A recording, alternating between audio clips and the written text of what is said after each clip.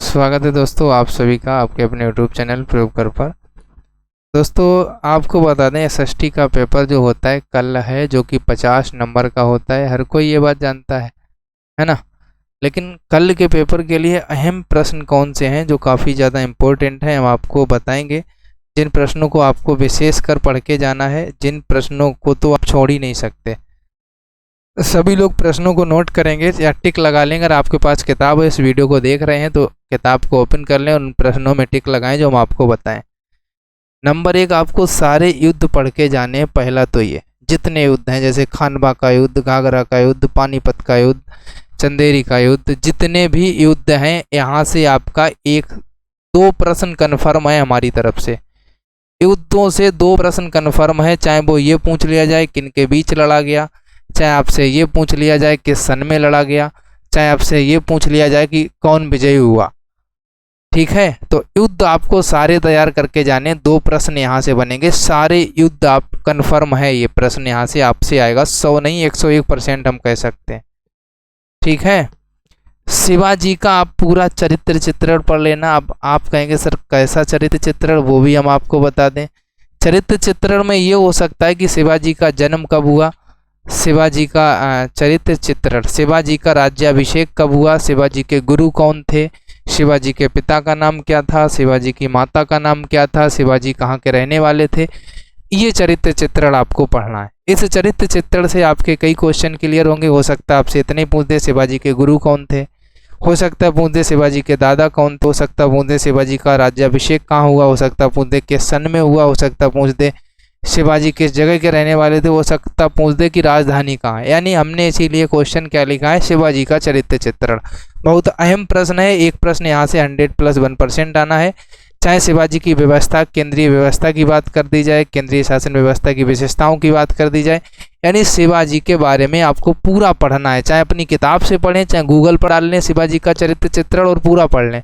100+1% प्रश्न आएगा, चाहे वो बहुविकल्पी में आए, चाहे वो वेरी शॉर्ट आए, चाहे वो लॉन्ग आए, एक प्रश्न आएगा।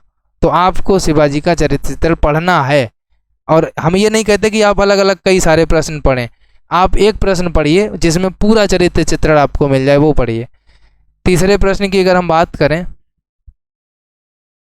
तो तीसरा प्रश्न आप क्या पढ़ेंगे, भारत में जो विदेशी कंपनियां आई, हम पूरा विदेशी लिखेंगे। ये नहीं लिखेंगे कि अंग्रेज कब आए, डच कब आए, डेनिश कब आए, फ्रांसीसी कब आए, ऐसा नहीं लिखेंगे, पुर्तगाली कब आए।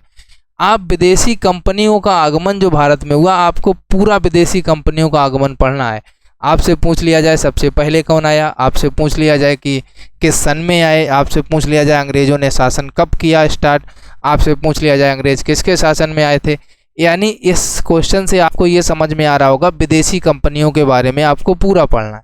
क्वेश्चन आएगा 100+1%, हम श्योर हैं। आपको वही प्रश्न बताएंगे, जितने प्रश्न बताएंगे उसमें से 90% प्रश्न आ जाएंगे। 10% जो प्रश्न होंगे हो सकता है ना आए, 90% प्रश्न आएंगे, हमारी गारंटी। विदेशी कंपनियों को पढ़ लें, शिवाजी का चरित्र पढ़ लें, सारे युद्ध पढ़ लें। 3 टाइप ये हो गए। ठीक है, इसके बाद में हम आपसे ये कहेंगे नंबर 4 पर राज्यसभा के बारे में पढ़ें, लोकसभा के बारे में पढ़ें, राष्ट्रपति के बारे में पढ़ें। आप कहेंगे सर कैसा, आप ये पढ़ें कि राष्ट्रपति किसकी किसकी नियुक्ति करता है। ठीक है, आप ये पढ़ें कि राष्ट्रपति कौन होता है भारत का। जैसे एक नागरिक, भारत का नागरिक कौन है, ऐसा प्रश्न आ जाता है तो आप राष्ट्रपति करते हो। उस प्रकार से राष्ट्रपति किस आर्टिकल से आता है, राष्ट्रपति किस आर्टिकल के तहत आता है। आपसे पूछा जाए कि लोकसभा के अंतर्गत कौन आता है, आपसे पूछा जाए कि राज्यसभा के अंतर्गत कौन कौन आते हैं, मतलब इसकी सीटें कितनी हैं, लोकसभा की सीटें कितनी हैं, किस आर्टिकल के तहत आता है, लोकसभा किस आर्टिकल के तहत आता है।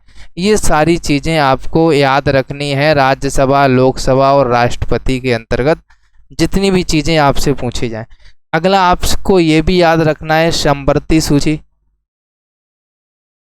समवर्ती सूची, राज्य सूची, है ना, केंद्र सूची। अगर ये आपसे सूचियों से प्रश्न अगर आप तैयार कर लेंगे तो भी आपको कोई दिक्कत नहीं होगी पेपर में, ऐसे आप समझ लीजिए। तो समवर्ती सूची, राज्य सूची, केंद्र सूची, यानी इन सभी से जुड़े हुए प्रश्नों को आप तैयार करेंगे। जितने चीज़ें हमने यहाँ पर लिख दी हैं आप लोग नोट कर लीजिए, है ना। आप लोग ऐसे समझ लीजिए, समवर्ती सूची, राज्य सूची, केंद्र सूची, ये सारे विषयों को आप लोग, सारी चीज़ों को आप लोग तैयार करके जाएंगे। ठीक है, आगे चलो भाई, और क्या आएगा। अगला आप पॉइंट याद रखेंगे, महाद्वीप। महाद्वीपों को याद रख लीजिए, महासागर को याद कर लीजिए। महाद्वीप और महासागर, यहाँ से प्रश्न आएगा, कौन से देश में कौन सा चीज मतलब सबसे ज्यादा उत्पादन होता है, यानी प्रथम नंबर पर कौन से देश आते हैं। जैसे अभ्रक उत्पादन सोना में, चांदी में, लोहा में, इन सभी चीज़ों में प्रथम कौन किस नंबर पे आता है, आपको इस चीज़ को भी तैयार कर लेना है। तो इतने चीज़ का स्क्रीनशॉट लीजिए, बाद में इन चीज़ों को टिक लगा लगा कर ढूंढ ढूंढ के पढ़ना है। सभी लोग इस चीज़ को एक बार कर लें। इसके बाद में भारत में हरित क्रांति के बारे में, जनक, विश्व स्तर पर जनक, हरित क्रांति को आपको पढ़ लेना है। हरित क्रांति, ठीक है, हरित क्रांति को पढ़ना है।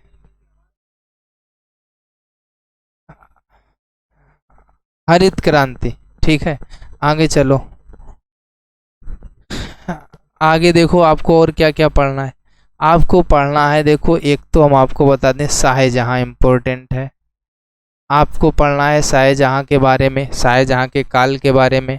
आपको पढ़ना है बाबर के बारे में। आपको पढ़ना है हुमायूं के बारे में। आपको पढ़ना है बाबर, हुमायूं, शेर शाह के बारे में। आपको इन औरंगजेब के बारे में पढ़ना है। आपको पढ़ना है अकबर के बारे में। शाहजहां पढ़िए, बाबर पढ़िए, हुमायूं पढ़िए, शेर शाह पढ़िए, औरंगजेब पढ़िए, अकबर पढ़िए। इतने आपको राजाओं के बारे में भी पढ़ना है, जो मुगल कालीन शासक हुए हैं उनके बारे में आपको पढ़ना है। ठीक है, ये अगर आप पढ़ लेंगे तो आपको बिल्कुल भी दिक्कत नहीं होगी एग्जाम्स में। जितने हमने आपके सामने शासक लिख दिए हैं, इन सभी शासकों को आप पढ़ेंगे, जितने शासक आपके सामने। इसके बाद में अगला क्या है, अगला आपको क्या पढ़ना है इसके अलावा, ये सारी चीज़ें। इसके बाद में लॉर्ड डलहौजी के बारे में पढ़ लेना है, बहुत इम्पोर्टेंट है। लॉर्ड डलहौजी के अलावा आपको पढ़ लेना है टीपू सुल्तान के बारे में। टीपू सुल्तान के बाद अगर हम आपसे कहें Lord Dalhousie, Tipu Sultan, Lord Wellesley, Lord Macaulay, Lord Macaulay के बारे में, लॉर्ड बेलेजली के बारे में, ठीक है, बैटिंक के बारे में,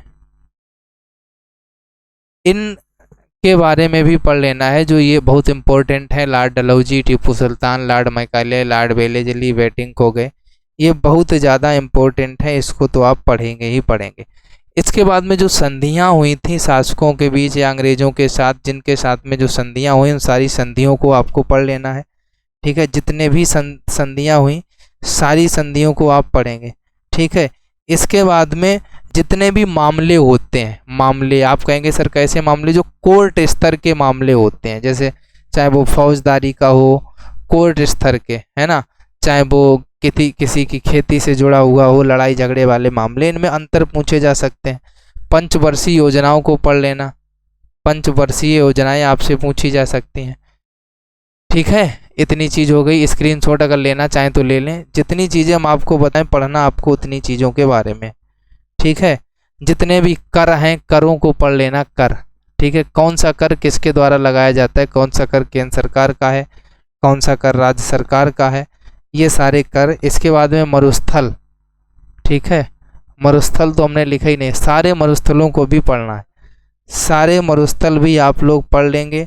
इसके बाद में और कई चीज़ें होती हैं, जैसे आपके तेल शोधक कारखाने कहाँ कहाँ हैं,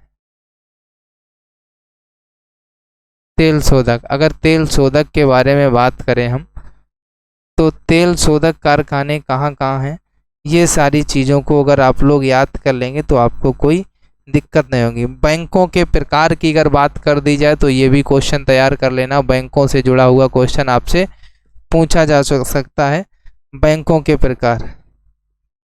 ठीक है, इसके बाद में बैंकों के प्रकार के बाद में अगर हम आपसे बात करें संचार के साधन क्या क्या होते हैं, इस पर एक बार फोकस डाल लेना है, संचार के साधन पर। ठीक है, संचार के साधन के अंतर्गत क्या क्या चीज़ें आती हैं, संचार के साधनों को जान लेना है। इसके बाद में यूरोपीय कंपनियां जो आई थी, जितने भी आए थे वो तो हमने आपको बता ही दिया था। शिवाजी के लिए तो हमने कह दिया है कि शिवाजी के बारे में आपको चीज़ों को पढ़ना है। इसके बाद में और सभी शासकों के बारे में पढ़ना, ये भी आपको बता दिया है। हाँ, एक चीज़ और रह गई है कि किसके द्वारा कौन सी पुस्तक को लिखा गया, जैसे हुमायूं नामा है ना, ये किसके द्वारा लिखा गया है ना। और जैसे जितने भी वो रहते थे जो संगीतज्ञ वगैरह, लेखक वगैरह, जो कौन सा लेखक किसके कार्यकाल में रहता था, कौन सा संगीतज्ञ किसके कार्यकाल में रहता था, इस चीज़ को भी आप लोग अच्छे से पढ़ के जाएंगे।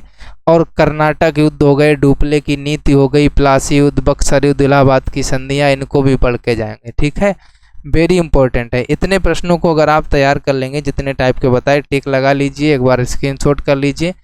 इतने प्रश्नों से ही सारे के सारे प्रश्न आपसे पूछे जाएंगे, जो चीज़ें हमने यहाँ पर बताई। इन सारे प्रश्नों को आप अच्छे से तैयार करके जाएंगे, है ना। अगर आपने इन सारे प्रश्नों को अच्छे से तैयार कर लिया तो आपको सामाजिक विज्ञान में बिल्कुल भी दिक्कत नहीं होने वाली। इस वीडियो को अपने सभी दोस्तों तक शेयर करिए ताकि सभी लोग तैयार कर पाएँ। मिलेंगे नेक्स्ट वीडियो में, तब तक के लिए थैंक यू दोस्तों। जय हिंद, वंदे मातरम।